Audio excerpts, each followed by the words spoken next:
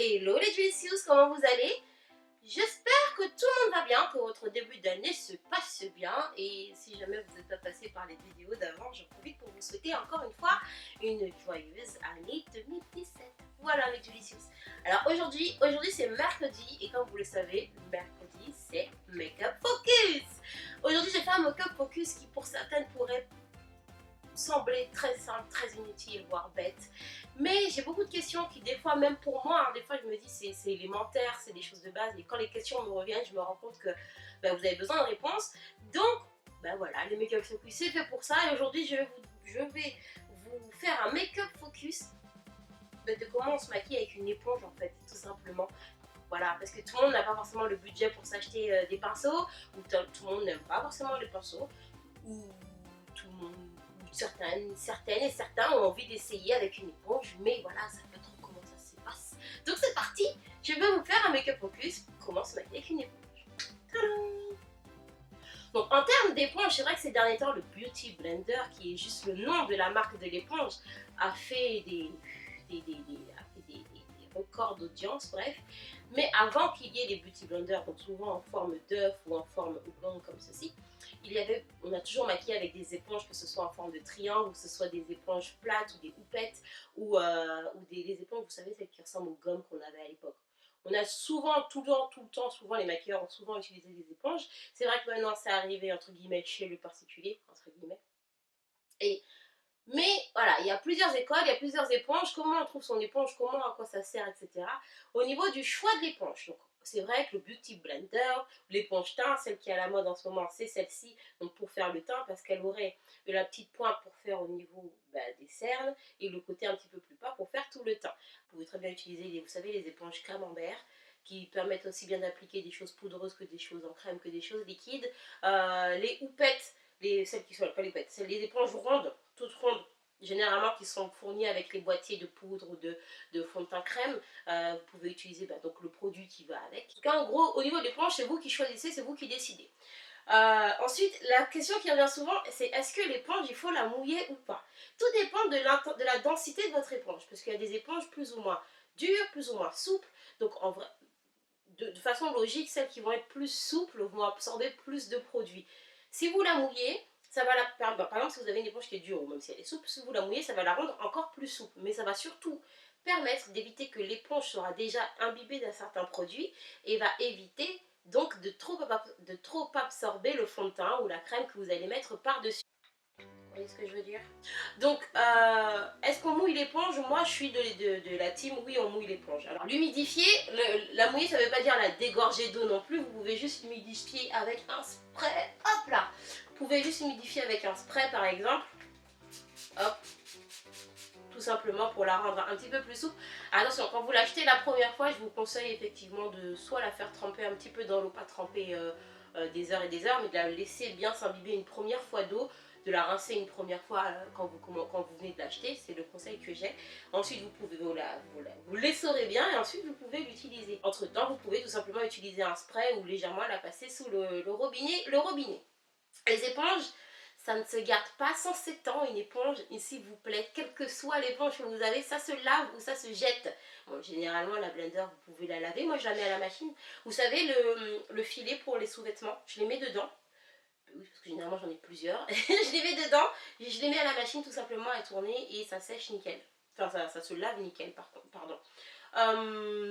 Sinon, au bout d'un moment, quand elle est trop vieille, ça se jette. Pourquoi? Parce que autant ça absorbe l'eau, ça absorbe les produits, autant ça absorbe les bactéries qui se développent à l'intérieur et c'est burk. Parce que du coup, vous venez presser tous les jours le produit et donc les bactéries sur votre visage. En parlant de presser, comment ça s'utilise une éponge? Par exemple celle-ci, vous allez donc venir mettre votre produit, imaginez que c'est mon fond de teint, hein. Vous allez venir mettre votre goutte de produit comme ceci, voilà, et vous allez venir tout simplement tapoter sur le visage en pressant là où vous voulez. Vous pouvez tourner tout simplement l'éponge pour avoir le côté un peu plus large pour tapoter sur le front, etc., etc. Attention quand vous tapotez sur le front ou sur les extrémités du visage. Quand vous mettez le produit comme ça, si vous venez directement au milieu du front et que vous étirez, vous pouvez très bien avoir une marque de produit. Préférez appliquer toujours vers l'intérieur et étirer. Si vous rajoutez du produit, faites-le, repositionnez-vous vers l'intérieur du visage pour ensuite venir étirer vers les extérieurs. Ok? Pour les petites zones, vous tournez tout simplement votre éponge pour venir l'appliquer. N'hésitez pas à la presser, à la plier, enfin si vous pouvez, pas la plier en deux, mais genre à la presser pour vraiment avoir les petits coins, les petites zones là du nez qui gênent à chaque fois, et pour venir appliquer votre fond de teint. Donc comme je disais, qu'est-ce qu'on peut appliquer avec les textures liquides, c'est ce qui marche le mieux, les bébés crèmes, vous pouvez même appliquer votre crème visage, mais la crème visage vous pouvez, mais vraiment, enfin, ça c'est si vous avez envie, parce que c'est vrai qu'avec les mains ça marche très bien la crème pour le visage, et ça va éviter que votre éponge vous boive quelques millilitres de votre crème si précieuse. Donc voilà, vous pouvez appliquer tout ce que vous pouvez faire, le contouring avec une éponge, c'est-à-dire vous allez mettre le produit le plus clair. En gros, l'éponge va faire le travail de la main. Au lieu que vous tapotiez comme ça, vous allez avoir l'éponge qui va vous permettre de diffuser. Dans les les poudriers comme ça, souvent quand c'est fourni avec le poudrier, vous avez une éponge qui est de qualité, mais c'est pas la meilleure des qualités, il faut être honnête. C'est une éponge qui est offerte, et généralement dans la marque en question, il existe d'autres disques d'éponges un peu plus épaisses. Utilisez-la au début, votre éponge qui est dans le poudrier, mais gardez en tête que vous allez devoir au bout d'un moment la changer assez rapidement. Pour tout ce qui est poudre, faites attention. Et par exemple, vous utilisez votre fond de teint en crème, et ensuite vous appliquez sur le visage, et ensuite vous venez prendre votre fond de teint poudre comme ça avec votre éponge. Il y a deux choses. Une, si vous avez deux éponges, c'est mieux. En gros, une pour la texture crème, une pour la texture poudre. Ensuite, même si vous utilisez tout le temps la même éponge pour la poudre, pardon, oh là là, c'est des petits airs de coco qui sont revenus. Si jamais vous utilisez la même éponge pour la poudre, imaginons que vous venez de mettre de votre fond de teint, vous prenez votre poudre, vous venez l'appliquer. Vous avez donc le fond de teint sur la peau. Votre éponge absorbe un petit peu quand même de fond de teint. Vous faites ça chaque jour, chaque jour. Au bout d'un moment, votre éponge, si vous ne la changez pas, elle devient un petit peu pâteuse, grasse, même si c'est de la poudre que vous pensez appliquer. Imaginez quand même que vous avez poudre plus votre fond de teint, ça fait quand même une texture un petit peu comme de la gadoue. Et si après vous revenez avec votre éponge, essuyez le dessus de votre poudre, vous allez en fait la tasser et faire comme quand on fait des maisons en torchis. Vous allez tout simplement patiner le haut de votre poudre, et c'est pour ça qu'au bout d'un moment vous pouvez avoir une espèce de couche bizarre comme si votre poudre a été mouillée.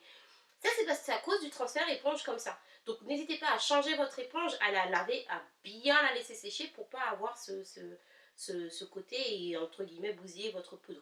Si jamais ça vous arrive, vous avez des solutions pour pouvoir gérer votre poudre. Bon, je dérive un petit peu, on parle plus des éponges, mais si jamais ça vous arrive, vous pouvez soit gratter le dessus de votre poudrier, ou tout simplement avec du scotch, vous venez retirer la pellicule qui s'est formée.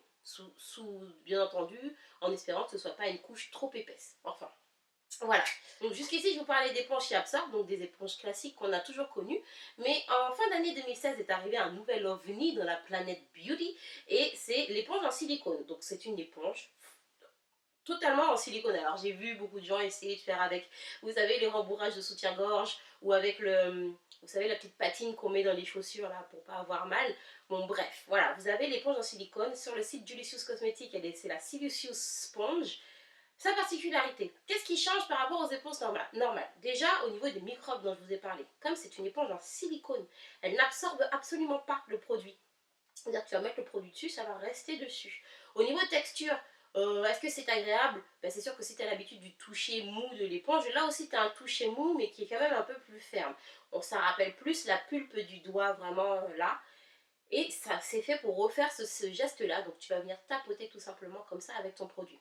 Là où il faut faire attention, c'est ce que je disais dans la vidéo d'hier, hein, c'est ce que je vous disais dans la vidéo d'hier, quand tu viens, tu mets le produit, par exemple si c'est un fond de teint liquide, tu as tellement l'habitude que ton éponge elle absorbe, que tu vas mettre la même quantité, mais du coup c'est pas nécessaire puisque celle-là elle n'absorbe pas, donc tout reste là et du coup tu te retrouves peut-être avec un petit peu trop de fond de teint. Donc juste pensez qu'il faut en mettre un peu mieux. Pour tout ce qui est texture crème, ça marche du tonnerre ça, texture crème, texture un peu épaisse, pour les anti-cernes aussi ça marche bien. Pour l'anti-cerne, tu peux venir prendre la tranche et vraiment venir passer comme ça sous ton œil, toujours en tapotant. Et tu refais ce geste-là de tapoter, de tapoter, de tapoter, de tapoter et de tapoter et de tapoter. Et donc, comme je vous disais, comme elle est en silicone, tu la rinces sous l'eau. Bon, déjà, elle n'absorbe pas, donc elle ne prend pas de microbes à l'intérieur. Donc, les échanges de bactéries, voilà. Et ensuite, tu peux tout simplement la laver sous l'eau ou la rincer avec une lingette démaquillante ou l'essuyer avec un mouchoir et hop, c'est propre, c'est nickel, c'est rangé, c'est plié, pas besoin d'attendre qu'elle sèche. Après au niveau du geste, eh ben, c'est le même qu'avec ton éponge d'habitude. Voilà, voilà. Ah oui, c'est ce qui est bien aussi, c'est que du coup pour faire le contouring comme ceci, comme cela, tu peux directement le faire avec parce que tu as la tranche qui va avec. Voilà. Les textures poudre, est-ce qu'on peut les mettre? J'ai essayé de mettre le blush avec, ça passe, mais c'est pas mieux qu'avec un pinceau quand même. C'est pas fait pour ça de base, hein. C'est pas fait pour mettre les textures en poudre, c'est vraiment pour tout ce qui est teint, crème, même tu peux mettre ton huile pour le visage, tu mixes avec ça, ah c'est top. Et en plus si jamais par exemple t'aimes pas en avoir dans les mains après et que du coup c'est pour ça que tu n'utilises pas de texture huile, là tu peux, voilà, voilà. Bon ben voilà, c'était le petit make-up, je pense avoir fait le tour. Voilà, c'était comment se maquiller avec une éponge. Donc dans le prochain make-up focus, je vais vous parler de cernes. Je vais vous donner mes petites astuces pour corriger et camoufler les cernes. Et voilà. Donc rendez-vous mercredi prochain les Julicious. En attendant, rendez-vous aussi demain parce que notre marathon de vidéos du mois de janvier continue où vous aurez donc mon top 5 de mes favoris, mon top 5 de produits de l'année 2016. Voilà mes Julicious, je vous fais des très très gros bisous. N'hésitez pas à me demander ce que vous voulez voir en vidéo, il n'y a aucun problème. Je pense à vous, je bosse pour vous entre guillemets aussi. Et